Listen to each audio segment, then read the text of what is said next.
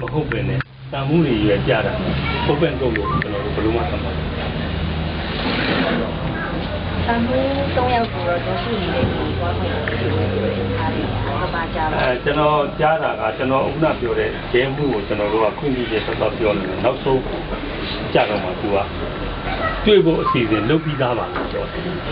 အဲ့ဒါလိုလုပ်ပြီးသားပါလို့ပြောတဲ့အတွက်ကျွန်တော်ဂျာမနီတမန်ကြီးကိုပြန်ပြောတယ်ခဲနဲ့သူ့ကိုလုပ်ပြီးသားဆိုတော့မဟုတ်ဘူးလေ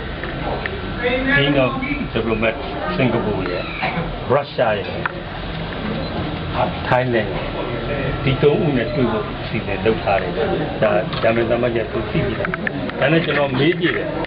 ရုရှားရောက်လာလို့မရောက်ဘူး